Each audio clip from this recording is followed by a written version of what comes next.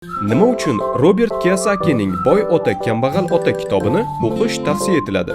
Ushbu kitob farzandlarning eng asosiy o'qituvchilari, butun dunyo ota-onalariga bag'ishlangan Robert Kiyosaki Boy ota, kambag'al ota kitobi haqida.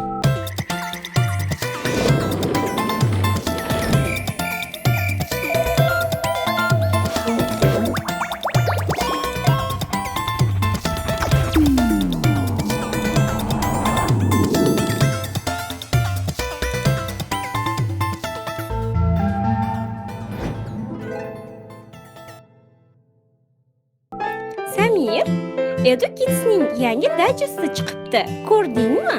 Yo'q hali, qaysi mavzuga oid ekan? Robert Kiyosakining Boy ota, kambag'al ota kitobiga bag'ishlangan. O'zi shu kitobni o'qimoqchi bo'lib turgan edim. Yaxshi bo'ldi. O'qish kerakmi yoki kerak emasligi haqida bilib olaman. Ustoz, siz o'qiganmisiz? Ha, juda qiziqarli kitob. Ushbu kitob ikkita ota tarbiyasini olgan inson haqida. Ikkinchi ota sifatida unga ham tarbiya bergan do'stining otasini nazarda tutadi.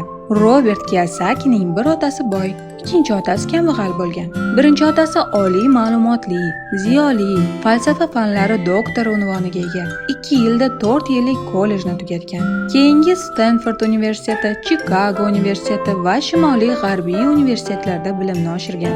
Har doim stipendiya olgan. Ikkinchi otasining bilimi ancha sayyoz bo'lgan. Robertning ikkala otasi ham mansab pog'onalaridan yuqorilab kerakli yutuqlarga erishgan. Umrlarining oxirigacha mehnat qilishgan. Ikkovining ham daromadlari yetarli bo'lgan. Lekin birinchisi Gavayadagi eng boy odamlardan biri bo'lgan bo'lsa, ikkinchisi ko'pincha moliyaviy tanglikka duchor bo'lgan. Birinchisi vafotidan so'ng oilasiga bir necha 10 million dollar xayriya muassasalarini va boshqalarni qoldiradi. Ikkinchisi esa to'lash kerak bo'lgan qarzdorlik cheklarini tashlab ketadi. Muallifda yoshligidanoq tanlash huquqi bo'lgani sababli u har bitta otasining foydali taraflarini qabul qilib olishga va aksincha hayoti davomida yo'l qo'ygan xatolarni qaytarmaslikka harakat qilgan. Boy ota, kambag'al ota kitobida u o'z tajriba va fikrlari bilan ulashadi. Pul masalasida qarama-qarshi bo'lgan ikkita yondashuvni keltiradi. Robert kitobida boylarning borgan sari boyishi, kambag'allarning qashshoqlashishi, o'rta aholining qarzga botishining sabablari pul fanining maktabda emas, uyda o'qitilishida ekanligi haqida ta'kidlaydi. Ya'ni, u ko'pchilik odamlar pul to'g'risida ota-onalardan eshitganlarini gapiradi. Kiyosakining fikricha, kambag'al ota-onalar farzandlariga pul haqida nimani ham o'rgatishlari mumkin. Ular faqat maktabga bor, yaxshi o'qi deydilar. Bola maktabni a'lo baholarga tugatishi mumkin, lekin moliyaviy to'g'risida uning aqli ko'p narsaga yetmaydi. Maktabdagi reja bo'yicha o'qitiladigan fanlar bolaga albatta kerak, biroq muallifning yozishicha, ota-onalar farzandlariga moliya borasida to'g'ri bilim bera olishlari ham mumkin. Menga ta'sir ko'rsatuvchi ikkita otam bo'lgani uchun ikkalasidan o'rgandim. Otalarimning ikki xil fikrlaridan birini tanlaganimda kimningdir fikri boshqa birovning hayotida kuchli va samarali ta'sir etayotganini yaxshi tasavvur qilardim. Masalan, bir otamning bunday deyish odati bor edi. Men bunday qila olmayman. Ikkinchi otam esa bunday fikr yuritishni menga ta'kidlab, shu gapni quyidagicha aytardi. Qanday qilib men buni qilishim mumkin? Yaqin orada boy bo'lib ketadigan otam buni quyidagicha tushuntirdi. Men bunday qila olmayman deganda inson o'z miyasini ishini to'xtatadi. Qanday qilib men buni qilishim mumkin deb savol berib, o'z miyasini ishlatishiga majburlaysan deb yoziladi kitobda.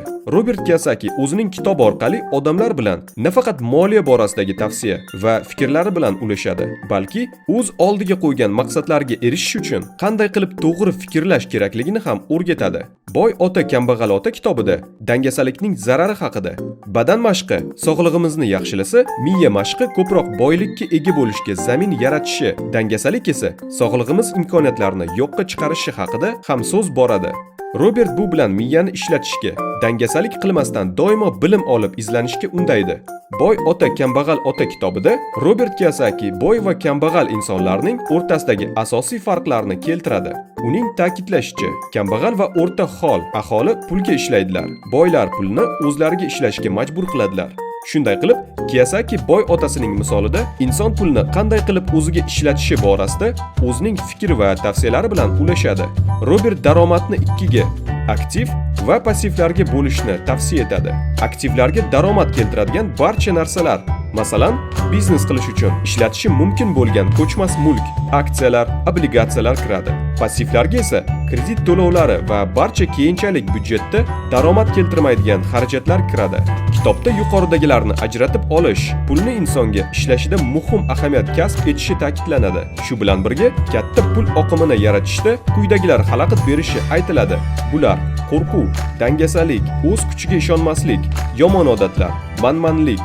Robert Boy ota kambag'al ota kitobida o'sib kelayotgan yangi hayot ostonasida turgan yoshlarga ish tanlashda birinchi oylik maoshining kattaligiga emas, balki ushbu ishda nimani o'rgana olishga ahamiyat berishlari kerakligi borasida maslahat beradi. Chunki avvalambor inson har doim yangi bilimlarni olishga intilishi lozim. Shundagina bilimli, tajribali inson yaxshi daromad qila oladi.